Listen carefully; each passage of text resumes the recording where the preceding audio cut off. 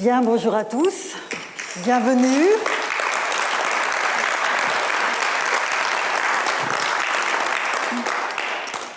C'est un grand plaisir de vous accueillir au Collège de France dans le cadre de ce projet BD 2020. Projet qui, comme son nom l'indique, aurait évidemment dû se passer l'année dernière. Je n'ai pas besoin de vous expliquer pourquoi ce ne fut pas le cas. Nous avons quand même l'année dernière pu entendre la leçon brillante de Benoît Peeters qui ouvrait en quelque sorte le cycle. Et puis 2021 nous a permis, malgré les difficultés et les restrictions, de poursuivre le projet tel qu'il avait été conçu initialement, c'est-à-dire la tenue d'entretiens avec des auteurs de bandes dessinées, mais pas que, nous allons le voir tout de suite. Nous avons donc déjà organisé l'entretien entre William Marx et Catherine Meurice, puis ce fut Patrick Boucheron qui s'est entretenu avec Emmanuel Guibert, et j'ai le grand privilège aujourd'hui, c'est à mon tour de m'entretenir avec Jean-Marc Rochette. Bonsoir Jean-Marc Rochette, bienvenue au Collège de France. Merci beaucoup, bonsoir. C'est un grand honneur. Un grand plaisir pour nous de vous accueillir, et merci aussi d'avoir quitté votre retraite montagnarde pour venir nous rejoindre ce soir. C'est donc vraiment un très, très grand plaisir de vous accueillir dans le cadre de cette série d'entretiens.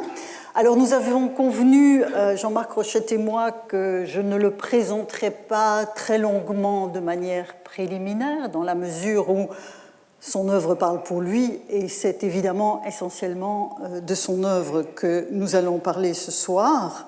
C'est elle donc, par votre intermédiaire, qui va prendre la parole. Je pense que c'est le plus bel hommage que nous pouvons rendre à ce travail. Il est tout de même un point que je voudrais soulever d'emblée et que notre public va découvrir progressivement. Vous êtes bien sûr un auteur de BD, mais vous n'êtes pas que cela.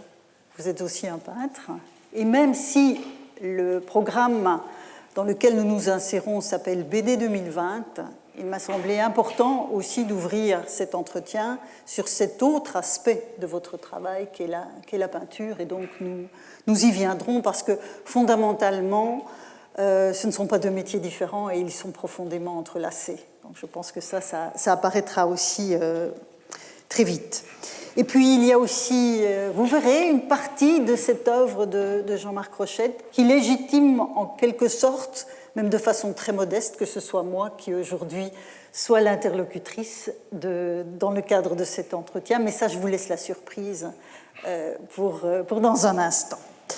Bien, je pense qu'il est important de plonger d'emblée dans l'aventure hors norme que fut le transpersonnage, puisque la BD, en plus, a attiré l'attention du réalisateur Bong Joon-ho, qui a eu la Palme d'Or pour Le Parasite en 2020, et qui a fait donc de cette bande dessinée une série sur Netflix. Mais ce n'est pas la série que nous allons évoquer, ce n'est pas l'objet, mais bien les albums. Les albums dont la parution s'étend en fait sur 25 ans, entre le début des années 80 et l'année 2015, quand paraît le volume Terminus, qui, comme son nom l'indique, clôt la série. Et donc voilà, je vous laisse commenter cette image impressionnante que vous avez aussi sur l'écran ici. Ce sera peut-être plus simple. Donc ça, c'est la figure emblématique du transpersonnage.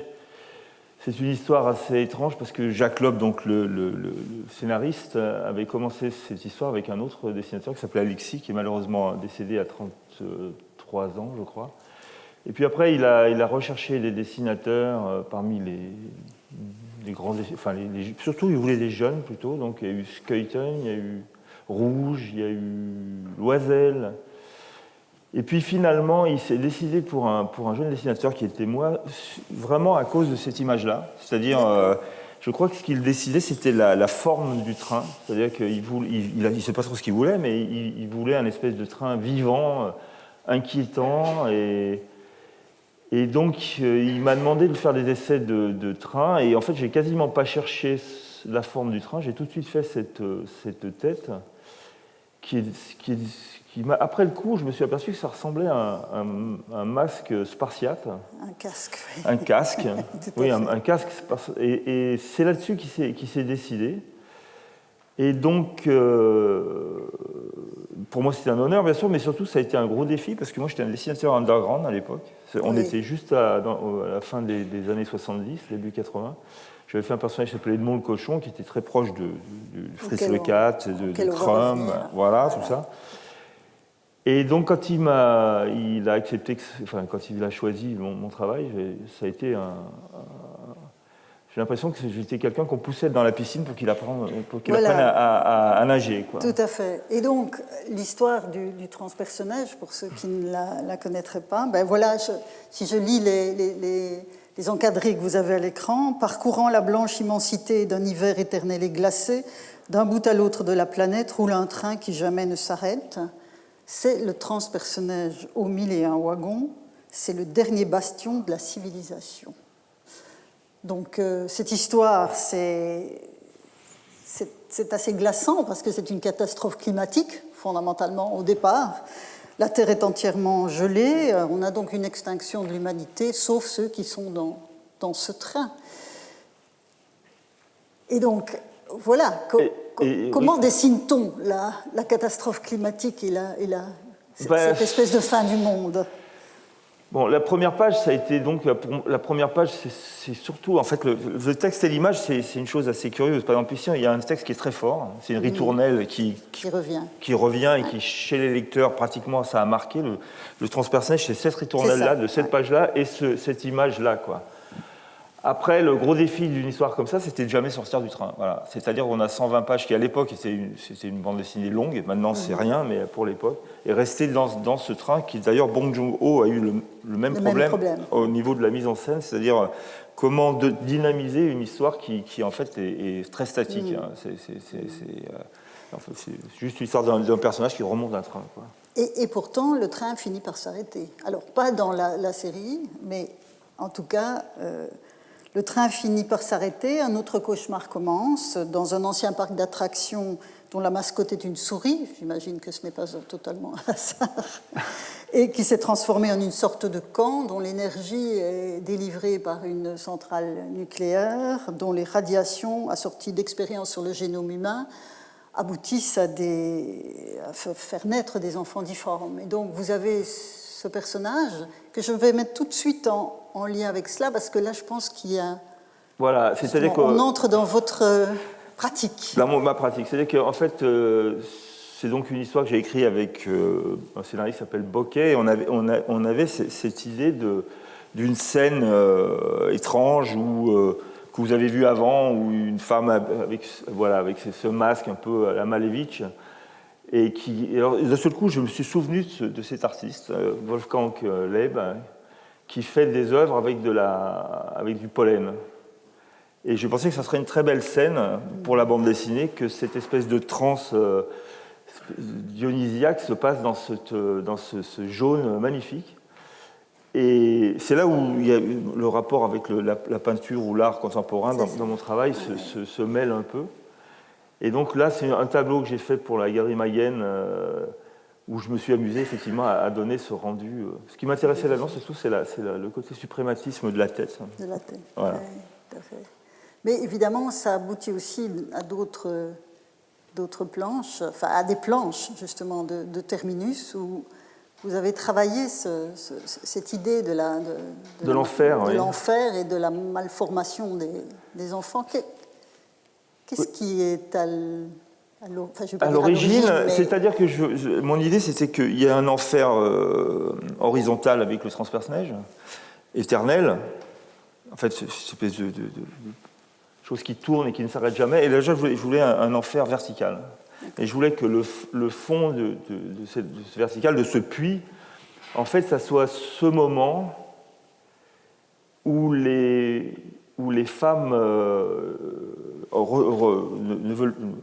n'ont plus les enfants dans le ventre, quoi. Donc on leur sort les enfants et on en fait un transhumanisme complet et absolu. Et donc à partir de ce moment d'enfer complet, les personnages, par la suite, fuit le lieu, ce lieu. Et ça, c'est une des pages, à mon avis, enfin, c'est la scène, d'ailleurs, les rouges, c'est une des scènes les plus difficiles de ce livre. D'ailleurs, ça reste très difficile, même pour moi, de le regarder, quoi. Je trouve que c'est vraiment une espèce d'avant-goût de l'enfer, quoi. Et vous m'avez envoyé, à l'occasion de nos échanges préliminaires, aussi cette image qui n'est pas moins difficile. Alors, oui... Pourquoi me l'avez-vous envoyé ? Je vous l'ai envoyé parce que dans l'histoire avant, il y a une scène où on voit des enfants donc, mal formés par des radiations atomiques, et qui sont des grands artistes, en fait. L'intérêt, c'était que je m'étais dit, c'est des grands écrivains, des grands poètes, des grands... Voilà. Mais je ne voulais pas qu'on tombe dans la caricature des déformations qu'on a en bande dessinée, qui sont à la limite du comique ou de l'ironique, et je détestais ça. Et donc, j'ai été voir les photos d'un photographe qui s'appelle Paul Fusco, qui a fait les photos des enfants de Tchernobyl. Et quand je suis tombé sur ces images, qui sont terribles, qui sont scandaleuses, ça m'a permis de faire les images que je voulais, et j'ai dû faire des sculptures, comme je fais souvent, pour tourner autour, notamment celle-ci, et puis finalement j'ai contacté la mairie de Grenoble, et cette sculpture, donc, qui est tirée de Terminus, est devenue une sculpture qu'on peut voir dans Grenoble. D'accord. Et donc c'est un espèce d'hommage à des victimes... on voit pas ces images. Là, ici, dans les dépôts, on ne voit pas, mais il y a quelques pages où on les voit, quoi. Et c'est vraiment la représentation de ces pauvres malheureux. Voilà. D'accord. Donc, Transpersonnage, aventure qui finit par une dystopie assez terrible. Et on parle en fait du personnage tout à la fin de cet album, qui s'appelle Elle froide. Alors, je n'avais pas besoin initialement de vous présenter biographiquement, et puis de toute façon, on ne voulait pas aller dans cette direction-là, mais Elle froide, c'est un album biographique. Un album biographique, et ce qui m'a amusé en préparant cet entretien, c'est de me rendre compte qu'à la fin d'Elle froide, vous parlez du transpersonnage qui va arriver, et en même temps, vous dites, à propos de la face nord d'Elle froide, je ne la ferai jamais. Comme s'il y avait une sorte de passage de témoin entre deux voies jusque-là parallèles, la montagne et le désir de devenir guide, et puis le dessin, l'auteur de BD, le peintre. Et donc, il y a une sorte de passage de témoin à la fin du volume que je trouvais très, très intéressante. Mais dans le transpersonnage, fondamentalement, on a l'impression que la montagne n'est pas là. Et pourtant, vous nous dites qu'elle y est. On la voit au loin. On la voit au loin. On la voit au loin, elle est toujours en arrière-plan. En fait, on a l'impression que le transpersonnage il tourne autour d'un massif. D'un massif. Mais ce qui m'a étonné d'ailleurs dans la reprise, que ce soit de Bong Joon-ho ou que ce soit dans celle de Netflix, c'est qu'eux, ils rentrent dans la montagne. Et alors que quand on fait le tour de la Terre, on peut passer en Afrique, on peut passer... Il y a beaucoup plus de plaines. Il y a beaucoup plus de plaines que de montagnes. Et le transpersonnage, que ce soit en Corée ou aux États-Unis, reste une histoire de montagnard, quoi, avec des avalanches et tout ça, quoi. Voilà. Mais bon, Elle froide, c'est donc album biographique, et donc ça permet d'entrer dans un moment fondateur que je vous laisse commenter.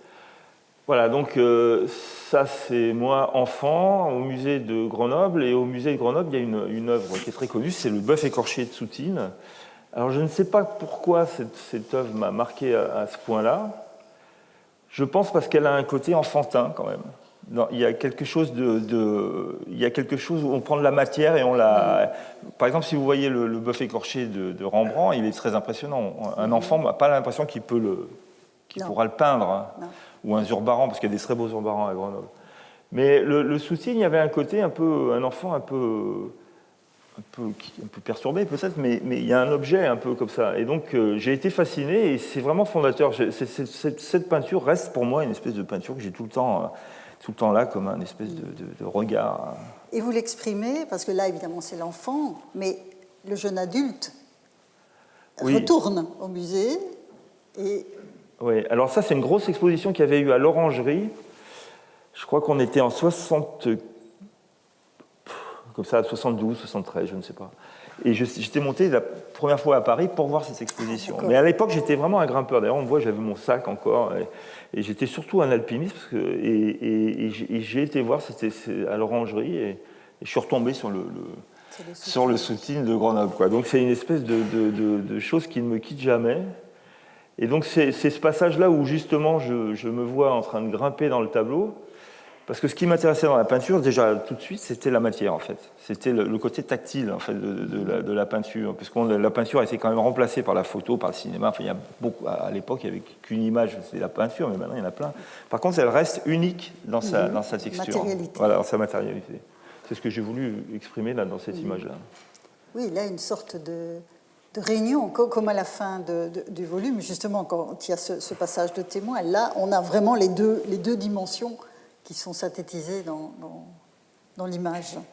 Ouais. Et puis, voilà, avec le rappel de la couverture du volume. Donc, oui, alors là c'est un moment, enfin s'il y a quelques grimpeurs ici, c'est la face nord-ouest du râteau que j'ai fait en solo, je devais avoir 17 ans. Et donc le solo, c'est-à-dire qu'on grimpe sans corde, quoi. On part comme ça et on grimpe. Ouais. Donc c'était la difficulté dans la bande dessinée, ou la facilité, c'est de montrer à un public qui ne connaît pas ce que c'est qu'une voie en face nord. Et j'ai eu la chance, comme c'est écrit ici, d'arriver au sommet avant le lever du soleil. Et donc il y a une espèce de moment particulièrement gracieux que j'ai essayé de rendre ici.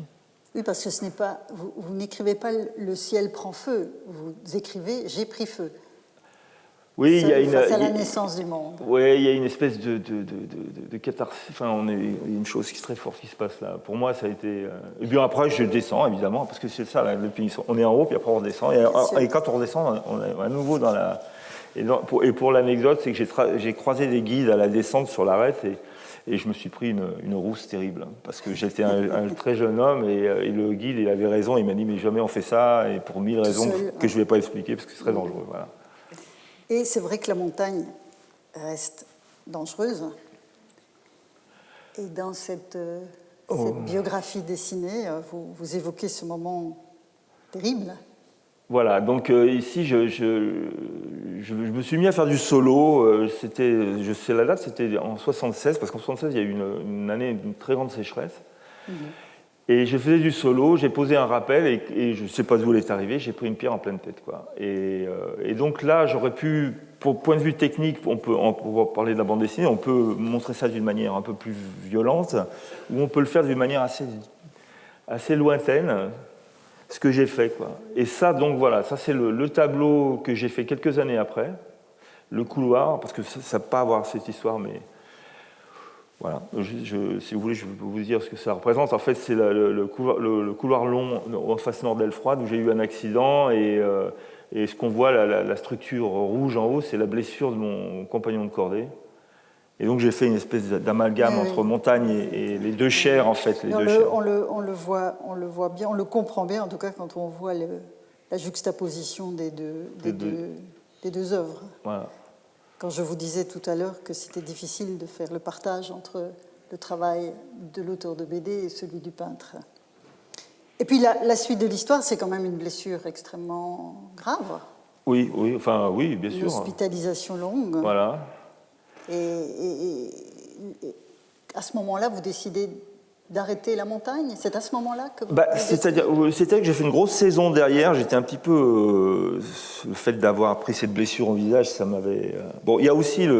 pour moi, c'est fondateur parce que quand on a 20 ans et qu'on a... Dans les faits, on n'a plus de visage, enfin un visage très, très fatigué, très esquinté, on passe dans un autre côté, quoi. Et donc j'ai fait encore une grosse saison et puis après j'ai eu peur en fait. Mon corps il voulait plus, quoi. C'est-à-dire il voulait bien mais un peu, mais plus à ce niveau. Et j'ai commencé à m'intéresser plus à la bande dessinée. Alors pour l'anecdote, j'ai rencontré un dessinateur qui s'appelait Francis Mas à Grenoble, qui était un dessinateur assez connu à l'époque. Et puis quand je suis allé aux États-Unis parce que je voulais faire le Yosemite, Yosemite, je ne sais pas comment on prononce ça. Je suis allé c'est San Francisco, Et c'était le plein boom de la bande dessinée underground. Et j'ai découvert, alors ici vous avez le premier Zap Comics de Crumb. Il y a Spine Rodriguez, il y a Corben, qui étaient des espèces de personnages qui ont vraiment irrigué la bande dessinée mondiale.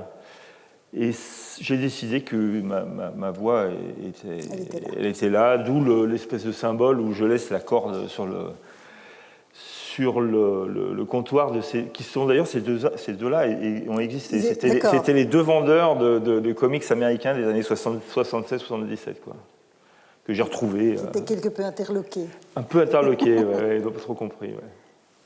Et donc, parce qu'il faut quand même qu'on lui fasse une petite place à ce cher Edmond le cochon.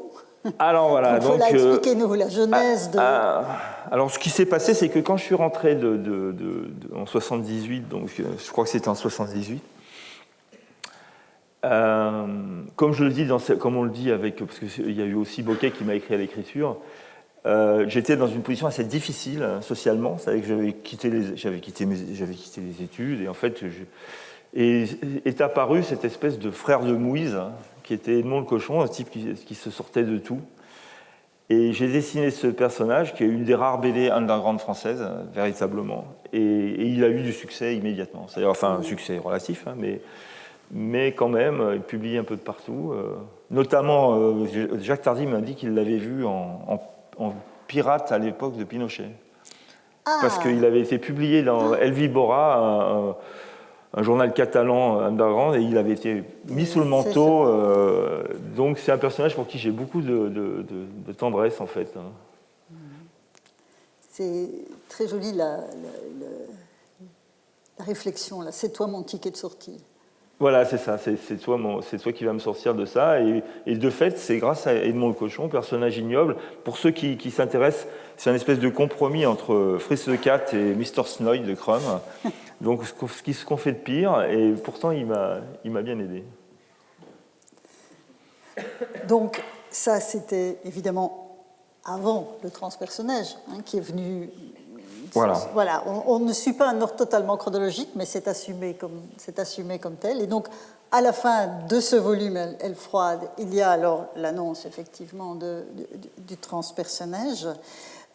Mais, alors, on va sauter les années, parce que vous m'avez fait le plaisir de me soumettre l'album sur lequel vous êtes en train de travailler. Voilà, exactement. Et donc là, je trouve très intéressant d'entrer, en quelque sorte, dans l'atelier. Alors évidemment, les planches qu'on va vous présenter sont déjà très, très, très achevées, mais j'ai vu par ailleurs le storyboard, et là, on est dans comment dirais-je, l'effervescence de la création. Et donc, parlez-nous un peu de cette dernière reine. Donc, c'est le nom de l'album en question, La dernière reine, sur laquelle vous êtes en train de travailler. Alors, ce qui s'est passé, c'est que pour le scénario, je voulais parler du dernier ours tué sur le plateau du Vercors. Parce que le plateau du Vercors est un endroit où l'ours a régné pendant 400 ans, enfin 400 ans, je veux dire 40 000 ans, 400 000 ans, je ne sais pas. Et en 1898, le dernier ours s'est fait tuer, quoi. Et c'est une chose qui est toujours restée en moi, quoi. Et à partir de ça, je dis, qu'est-ce qu'on peut raconter? Donc je dis, un enfant du plateau voit la dernière ours qu'on traîne comme un cadavre. Et cet enfant est choqué par ça. Et donc, naturellement, je me suis dit, puisqu'il était enfant en 1898, il va faire la guerre de 14-18. Donc ça, j'ai simplement suivi une logique narrative. Logique. Et donc, s'il fait la guerre en 14-18... on peut mourir, on peut avoir de la chance, on peut aussi être très gravement blessé, ce qui quand même chez moi est une blessure au visage et quelque chose qui revient assez souvent.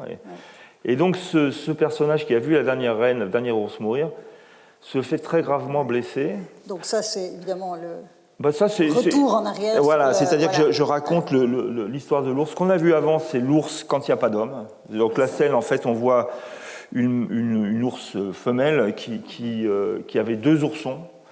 Et là, c'est la fin de la scène, elle n'a plus qu'un ourson parce que dans la nuit, elle s'est fait attaquer par des loups. D'accord. Donc c'est simplement pour montrer la vie à l'époque. Et ça, c'est l'arrivée des hommes sur le plateau et donc ils chassent l'ours de sa caverne pour prendre sa place. Alors c'est un peu compliqué, l'histoire est un peu dense, mais c'est cette scène-là où les hommes arrivent et ils sont en conflit parce qu'ils sont au même niveau hiérarchique, voire... Oui, ils recherchent les mêmes espaces. Et ils recherchent les mêmes espaces, le même lieu, la même nourriture, et ils ont été dominés par l'ours, et c'est le moment où ils le dominent. Là.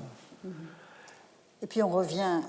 Alors, donc on revient à notre personnage qui, effectivement, est une gueule cassée, c'est-à-dire qu'il a le visage complètement arraché, et on lui dit qu'à Paris, une sculptrice, quelqu'un refait les visages, ce qui est vrai d'ailleurs, parce que je cherchais un personnage féminin fort. Donc il y a une sculptrice qui s'appelle Jeanne Poupelet, qui est une sculptrice animalière, ce qui tombait bien, parce que ça me permettait de faire un lien, et qui était surtout une forme de sainte artiste qui refaisait les visages des gueules cassées. Donc c'est le moment où il est en attente. Il est en attente et là il va chez elle, il la voit, donc il rentre dans son atelier et là on voit les têtes des plâtres en fait qu'elle a fait de toutes les gueules cassées. Et donc la scène, là ça saute une case, mais il y a 2 pages, elle va lui prendre la fameuse scène où elle lui prend son empreinte de visage qu'on ne verra jamais dans tout l'album d'ailleurs. Et ça, donc, on retombe sur votre spécialité. Hein. Et elle lui demande s'il a des photos de lui, et il dit non, j'ai tout jeté. Et donc, elle lui dit, vous inquiétez pas, c'est assez courant qu'on jette des photos de son ancien visage. Elle lui propose des acteurs de l'époque. Et finalement, il dit que non, il dit qu'il veut avoir ce visage-là. Quoi. Il veut être un Kouros. Il veut être un... Donc, c'est une scène assez étonnante. Assez étonnante, oui, tout à fait. Tout à fait. Et alors après, ce personnage, je ne sais pas si on le voit, mais il devient un personnage assez... Là, on n'avait pas choisi cette... Voilà. Mais bon, il a ce masque, effectivement, donc il adopte, il devient le visage du Kouros. Il devient le Kouros, il a les cheveux longs, donc pour vous voyez le Kouros tout le temps. Là, je suis un peu à la maison, oui, tout à fait. Mais ce n'est pas à ça que je faisais référence tout à l'heure. D'accord. La surprise, elle arrive après. Donc voilà, et justement, ce qui est quand même très impressionnant quand on regarde l'ensemble de votre œuvre, comme j'ai été amenée à le faire de façon un petit peu plus systématique, je vais dire, pour préparer cet entretien, c'est cette récurrence justement de la blessure, de la difformité. Vous avez, enfin, sans vouloir faire de la psychologie à bon marché, mais la dystopie, par exemple, de Terminus, est-ce que vous avez l'impression qu'on est dans le même registre ou bien ce sont 2 mondes totalement différents ? Non, je me répète, c'est Boltanski, avec qui que je connaissais un peu, il disait qu'on dit toujours la même chose. Lui, par exemple, il parlait toujours de ce traumatisme. Et moi, je pense qu'il y a un traumatisme initial qui est évidemment sur la blessure, mais qui serait peut-être autre. Et je ne suis pas d'un optimisme absolu quand même, il faut bien avouer. Voilà. Je me soigne, mais malgré tout, ça revient toujours. Mais bon, ce n'est peut-être pas l'optimisme absolu qui fait les plus belles histoires. Ouais. Donc encore une planche de la dernière reine. Donc vous voyez, c'est vraiment l'album en train de se faire. Hein. Là, les phylactères sont vides. Mais voilà, ce face-à-face entre la sculptrice et l'artiste et l'ours. C'est-à-dire que là, je raconte un peu l'histoire, mais comme l'histoire est compliquée, il faudra quand même la lire. Il faudra quand même la lire. Mais c'est le moment où le Kouros, on va l'appeler comme ça, Eugène lui montre un secret. En fait, le secret, c'est qu'il y a une grotte dans le Vercors où il y a un ours sculpté qui date de cette époque-là. Et d'ailleurs, elle lui dit, mais c'est un miracle, c'est un trésor, il n'y a pas d'œuvre de cette taille-là, il n'y a pas, personne si ancienne, si grosse, si impressionnante. Et il lui dit, oui, mais personne ne le saura jamais. Donc c'est le moment où elle est en face de cette œuvre unique, ce trésor d'humanité, et elle s'en imprègne, quoi. Alors là, dans la bande dessinée, il y a l'écriture, et après il y a la mise en scène, et après le dessin. C'est quand même un art qui est assez... Expliquez peut-être un peu, puisque là, on voit bien qu'on est dans une phase... spécifique de la démarche. Peut-être éclairez-nous sur ce processus, parce que nous sommes, en tant que lecteurs de bande dessinée, nous avons les produits finis. Voilà, donc on écrit. Alors quand on peut prendre avec un scénariste, ou là dans ce cas-là je suis seul, donc on écrit, on fait un storyboard, et le storyboard, il y a encore tous les possibles, c'est que de l'énergie. Donc on peut imaginer son chef-d'œuvre. On est toujours déçu, mais là c'est en gestation. Mais quand on arrive sur la planche, là il faut faire des portraits, il faut savoir, il y a la mise en scène, c'est-à-dire, je pense que dans le storyboard c'était moins net.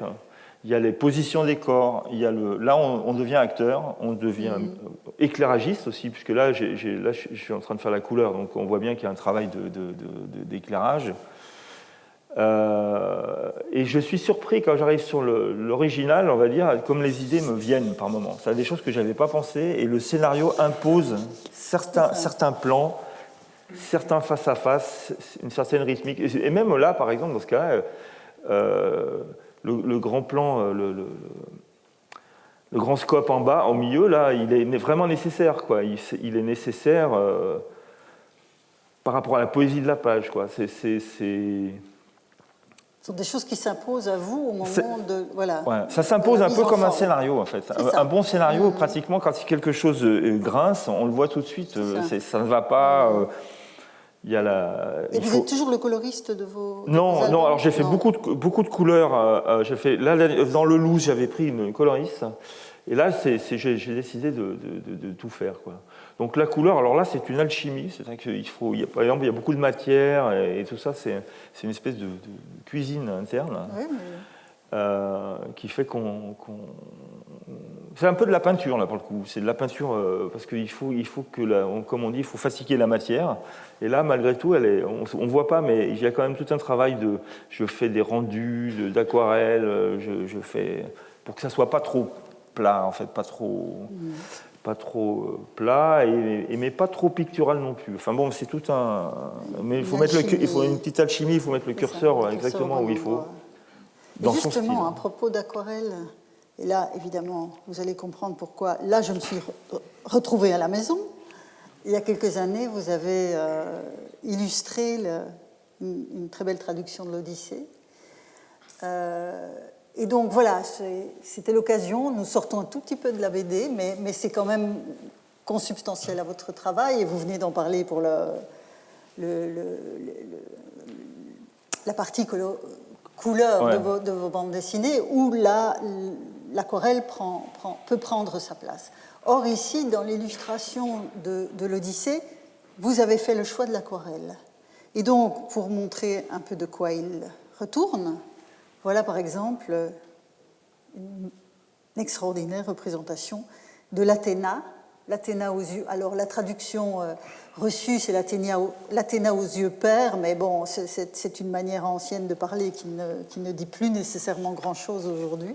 C'est la glaucopis, c'est-à-dire qu'elle a les yeux, c'est quasiment intraduisible en français, c'est bleu-vert en fait. Et là, vous avez mis l'accent sur le bleu, et vraiment avec cette mise en évidence des yeux qui est absolument magnifique. Quel a été le déclencheur de tous ces différents dessins qu'on va passer en revue, ces différentes aquarelles?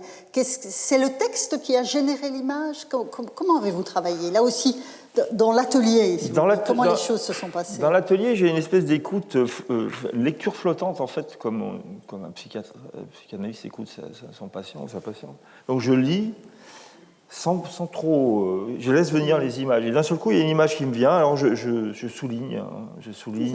Bon, là, comme tout le monde, enfin, les gens connaissent les yeux pairs, donc c'est arrivé. Et puis, c'est le début du livre. Oui, et donc là, je voulais que ça soit... Bon, j'aime beaucoup la peinture du début du XXe, donc avec ces espèces de force qu'il y avait dans la gestuelle.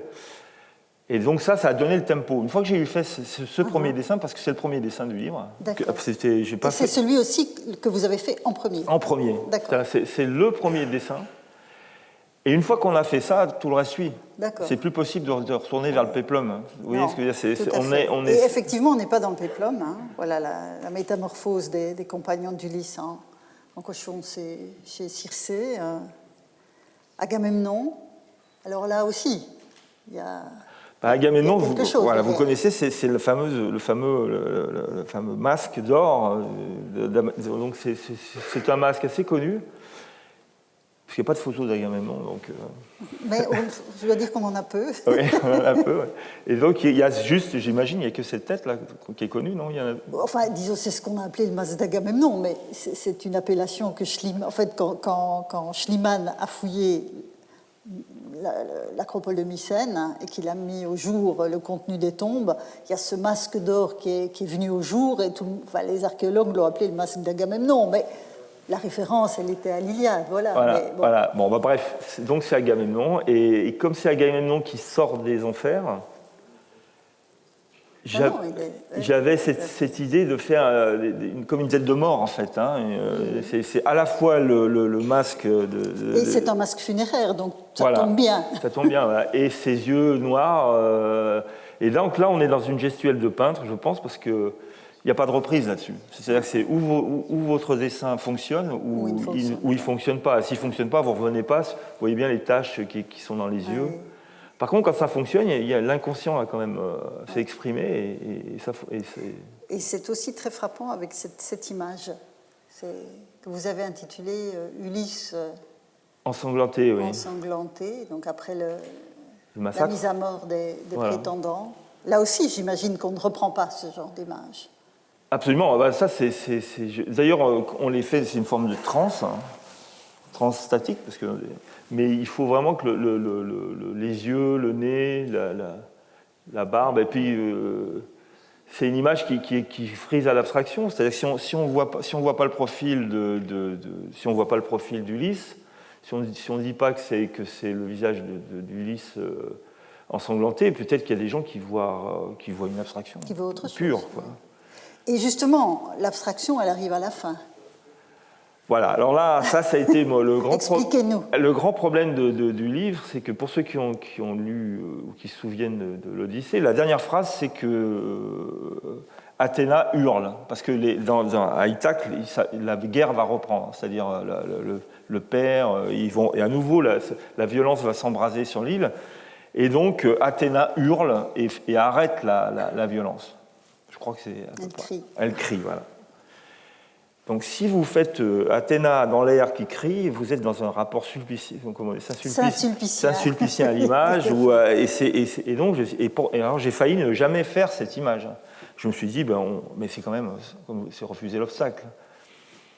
Et donc finalement, j'ai fait cette image. C'est le ciel, en fait, c'est un nuage, et il crie. Il crie dans la mesure où il devient étrange. Voilà. Donc pour moi, j'étais content de l'avoir fait parce que je clôt le livre sur une étrangeté. Oui, mais en fait, pour moi qui travaille sur les dieux grecs, puisque nous sommes en dialogue, je vais entrer dans mon propre atelier, c'est quand on passe de la version anthropomorphe de la déesse au tout début du livre à cela, à cette forme, c'est une manière, mais je ne sais pas si vous l'avez conçu comme ça, comme tel, mais une manière d'exprimer combien finalement les Grecs pouvaient représenter leurs dieux ou les figurer de façon très diverse, à la fois sur un plan anthropomorphe, mais ce genre de choses, ça convient très bien. Aussi. On sent le dieu qui est là, tout simplement. Il n'a pas besoin nécessairement d'avoir une forme ni humaine, ni animale, ni végétale, ça peut être ça. Et donc, votre travail d'aquarelliste a rendu compte des morphismes différents des dieux grecs. Merci. Donc, voilà. Non, je vous assure, c'est tout à fait ça. Et en plus, les couleurs, évidemment, renvoient aussi à la glaucopis, avec ce bleu, gris, vert. C'est exactement là, on y arrive. On y arrive plus, là, sur le glauque. Ah oui, on y arrive. Enfin, le glauque, malheureusement, quand on dit glauque, c'est tellement chargé en français que c'est un petit peu difficile, mais le glaucos parce que là, c'est ça. On ne sait pas trop si c'est vert ou si c'est vert, gris. C'est ça, c'est bleu, c'est vert, c'est gris. Eh bien, le glaucos, c'est ça. Donc, les yeux pairs d'Athéna, c'est ça. Ah, alors là... Voilà. Vous ne regrettez pas d'être venu. Non, je ne regrette pas d'être venu. Oui. Très bien, mais poursuivons. Donc, toujours dans le registre de l'aquarelle, là, on quitte l'Odyssée. Donc, vous avez un travail d'aquarelliste. On retrouve évidemment vos thématiques, je ne vais pas dire privilégiées, parce qu'elles ne sont pas les seules, mais en tout cas, la montagne reste extrêmement présente dans votre travail d'aquarelliste. Et puis, on le voit ici aussi. Mais à côté de ce travail d'aquarelliste, il y a aussi la matière. Voilà, là on retrouve ce dont vous parliez tout à l'heure avec Soutine, même si on va retrouver Soutine de façon plus précise dans un instant. Mais voilà, ce rapport à la matière, parce que être aquarelliste et en même temps travailler l'huile, c'est pas du tout le même travail. Non.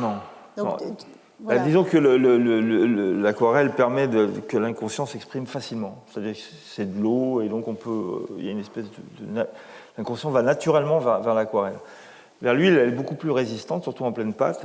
Mais moi, je me situe, disons, dans une école qui existe depuis Rembrandt, qui est des gens qui travaillent la matière elle-même. Alors, vous avez Soutine, mais après, on a De Kooning, et puis il y avait un grand peintre belge qui s'appelait Michel Frère, malheureusement, qui nous a quittés très jeune et qui est un immense peintre. Et je me situe dans ces peintres qui aiment travailler la matière en pleine pâte et donc retrouver de l'inconscient dans la matière, quoi. Quand on travaille à l'huile, il y a un moment assez curieux parce qu'on sort de la matière totalement inerte et vraiment qui fait un peu peur, surtout sur des masses comme ça. Et donc il y a un côté alpiniste aussi. C'est-à-dire qu'il y a un moment, on rentre, le corps travaille beaucoup plus que dans la BD. Dans la BD, c'est une chose qui est assez comme les moines copistes, quoi. Oui, c'est ça. Là, il y a un côté un peu troglodyte.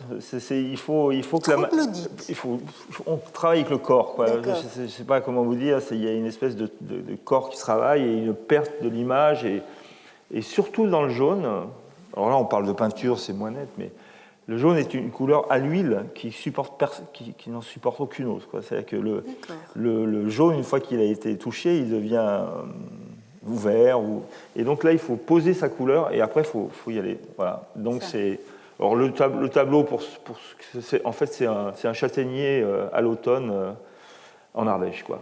Donc une espèce d'envolée lyrique là-dedans que j'aime assez. Ouais. Et comme vous parlez d'automne, voilà. Là, je pense que ça s'intitule l'automne. Ça s'appelle Automne à Tegelsee. Ouais. Voilà. C'est-à-dire que j'ai habité pendant 10 ans à Berlin et il y avait des automnes particulièrement incendiaire, Alors ce tableau est immense, hein, il fait 2,50 m par 2 mètres, je sais pas, il fait immense. Alors ça, c'était vraiment une guerre, hein, pour le coup. Quand j'étais dans mon atelier à Berlin, ça a été véritablement une guerre et c'est une œuvre que... C'est la dernière. Après ça, j'ai arrêté de peindre, en fait. J'ai arrêté de peindre parce que j'ai eu des problèmes parce que je travaillais dans un atelier, je dormais au milieu des œuvres et tout, et j'ai commencé à avoir des problèmes de respiration et donc je me dis, c'est bon, j'arrête là-dessus. Donc c'est ma dernière œuvre. Enfin, je reviendrai peut-être, mais ça c'est la dernière que j'ai faite. Ça date de 2012, je crois. Mais vous étiez à Berlin à ce moment-là. Voilà, j'ai vécu 10 ans à Berlin parce que je voulais peindre. Je m'étais dit naïvement que c'était la ville de la peinture. Peut-être comme Soutine s'est dit que Paris était la ville de la peinture. Et ce qui est plus ou moins vrai d'ailleurs. Et voilà, après, une fois que j'ai quitté Berlin, j'ai quitté ce genre de peinture-là. Mais Soutine n'est pas loin. Voilà, donc ça, j'ai toujours essayé de faire un bœuf écorché à ma façon, et ça, c'est celui que j'ai fait et qui relance, qui ramène à l'enfant que j'étais et qui était fasciné par cette œuvre, quoi. Et ça, c'est une œuvre que vous avez aussi peinte à Berlin. L'essentiel de votre travail. Tout ce j'ai pratiquement, pendant 10 ans, j'ai pratiquement plus fait de bande dessinée. Ce qui m'a relancé dans la bande dessinée, c'est en fait le succès du transpersonnage. Le fait que Bong Joon-ho découvre cette bande dessinée à Séoul, alors que moi, en France, j'étais quand même un petit peu sorti du jeu, là. Et puis ça a relancé, son film a eu du succès, les gens ont racheté de la bande dessinée, ça a donné envie à mon éditeur de demander de continuer une suite, et ainsi de suite. Et je suis rentré dans la bande dessinée par le succès du transpersonnage, par l'autre côté de la Terre, en fait, par le Bong Joon-ho, quoi, par un autre artiste. Et pendant ce temps-là, j'avais décidé que la bande dessinée, c'est fini pour moi, et donc je faisais autre chose. Voilà. Ouais, tout à fait. Alors vous avez publié un très joli volume d'entretien, de conversation plutôt, avec Fabrice Gabriel, très joliment écrit, qui s'appelle donc, ce titre magnifique, Manifeste pour peindre le bleu du ciel. Et à un moment donné, vous écrivez, enfin en tout cas Fabrice Gabriel rapporte vos propos, selon lesquels quelqu'un dans le monde de la bande dessinée vous a demandé d'un air malin je cite, hein, s'il n'y avait pas un problème avec la couleur de vos ciels. Et dans le volume d'entretien, vous réagissez alors en disant « il n'avait rien compris ».